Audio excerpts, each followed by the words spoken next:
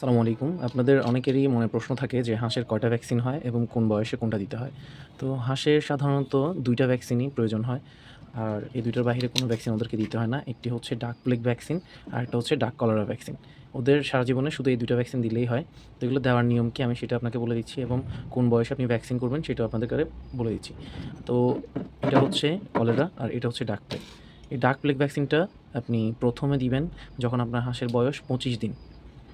আমি আবারও বলছি, যখন আপনার হাঁসের বয়স ২৫ দিন তখন আপনি এই ডাক প্লেগ ভ্যাকসিনটা দিবেন।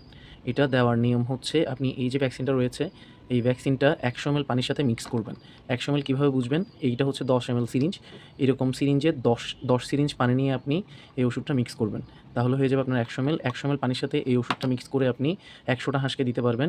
১ ml একটা হাঁসকে। টোটাল আপনি ১০০টা হাঁসকে এই একটা ভ্যাকসিন দিয়ে দিতে পারবেন। তো এটা দেওয়ার নিয়ম হচ্ছে, আপনি মাংসপেশির মধ্যে দিবেন। সেটা হতে পারে বুকের মাংসে অথবা রানের মাংসে। আর এই ভ্যাকসিনটা আপনি সংরক্ষণ করবেন আপনার ডিপ ফ্রিজে, এবং আপনি যখন হসপিটাল থেকে ভ্যাকসিনটা আনবেন তখনও ফ্লাক্সে করে বরফ দিয়ে এরপর আনবেন। এটা হলো ডাক প্লেগ। তো আপনি ১ম এ দিবেন ২৫ দিন বয়সে, এরপর দ্বিতীয়বার আপনি এই ভ্যাকসিনটি দিবেন ৪০ দিন বয়সে। তো এটার আপনার ডোজ শেষ। একটা হলো ২৫ দিন বয়সে, আবার হলো ৪০ দিন বয়সে। আবার আপনি যদি দেখেন যে ২৫ দিন বয়সে আপনার হাঁস যথেষ্ট পরিমাণ বড় হয় নাই, তাহলে আপনি অপেক্ষা করবেন। তখন আপনি আরেকটু বেশি সময় নিতে পারেন। ৩০ বা ৩৫ দিন বয়সে আপনি এটা দিতে পারবেন, এতে কোনো সমস্যা নেই। তো আপনি যখন ৩০ বা ৩৫ দিন বয়সে এই ভ্যাকসিনটা দিবেন, এরপর আপনি আবার ১৫ দিন হিসাব করবেন। মনে করেন আপনি ৩৫ দিন বয়সে ভ্যাকসিন করেছেন। তাহলে এরপর আপনি পরের ডোজ দিবেন ১৫ দিন পরে, মানে ৫০ দিন বয়সে আপনি এই ওষুধটা আবার আপনার হাঁসকে প্রয়োগ করবেন। এরপর যখন আপনি হাঁসগুলো পালন করতেই থাকবেন, এরপর ৬ মাস পর আপনাকে ডাক প্লেগ ভ্যাকসিন একবার করে দিতে হবে। এটা হলো ডাক প্লেগের শেষ। একটা হচ্ছে ২৫ দিন, আরেকটা হচ্ছে ৪০ দিন। এই দুইটাই হচ্ছে আপনার ডাক প্লেগের ডোজ। এরপর হচ্ছে আপনার কলেরা ভ্যাকসিন। এরপর হচ্ছে আমাদের কলেরা ভ্যাকসিন। কলেরা ভ্যাকসিন হাঁস এবং মুরগির ক্ষেত্রে কমন। এই ওষুধটা আপনার ১০০ ml থাকে। এটার সাথে আলাদা কোনো পানি মিক্স করতে হয় না। আর এটা আপনি মুরগি এবং হাঁস ২ জনকেই ব্যবহার করতে পারবেন। একটা বোতলে আপনার ১০০ ml ওষুধ থাকে।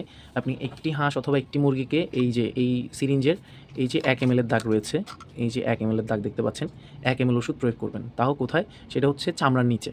তো যদি আপনি রানের চামড়ার নিচে দেন, অনেক সময় এই কলেরা ভ্যাকসিনটা সাইড ইফেক্ট দেখা দেয়, আপনার চামড়া পচে যায়। তাই আপনি দিবেন যে আমাদের হাঁস মুরগির যে পাখা রয়েছে, পাখার উপরে একটা চামড়া জাতীয় জায়গা রয়েছে যেখানে কোনো মাংস নেই। আপনি সেই জায়গায় দিলে আপনার হাঁসের যেই কলেরা ভ্যাকসিন রয়েছে সেটা যদি সাইড ইফেক্টও করে তাহলেও আপনার কোনো ক্ষতি হবে না।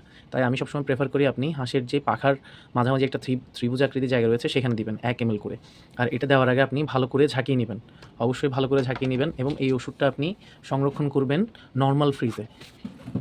নরমালে রাখবেন। এখানে লিখাই আছে ৪ থেকে ৮ সেন্টিগ্রেড তাপমাত্রায় আপনাকে এটা রাখতে হবে, এবং আপনি এটা প্রতি ৬ মাস পর দিতে হবে।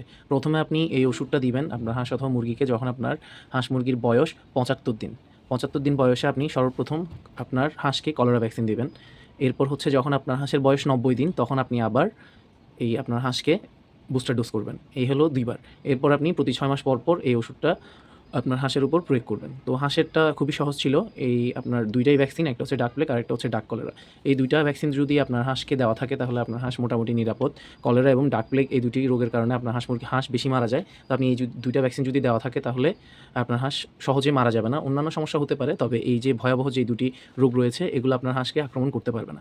আপনি যদি হাঁস লম্বা সময় পালন করেন তাহলে আপনি ৯০ দিন যখন বুস্টার ডোজ করবেন এরপর থেকে আপনি ৬ মাস হিসাব করবেন। প্রতি ৬ মাস পর আপনি যদি আপনার হাঁসকে এই ওষুধটা দিয়ে দেন তাহলে আপনার হাঁস মোটামুটি নিরাপদ থাকবে। আর অন্যান্য অনেক রোগ আছে যেগুলো আসে, যেমন ঘাড় বাঁকা, প্যারালাইসিস, চোখে ছানি পড়া, এগুলোর আলাদা চিকিৎসা রয়েছে। এই সকল চিকিৎসা সম্পর্কে আমাদের চ্যানেলে ভিডিও রয়েছে, আপনি চাইলে গিয়ে দেখে আসতে পারেন।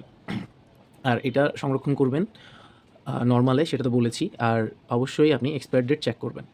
আর হচ্ছে এগুলা দাম নেয় আমাদের কাছে ৳১০০।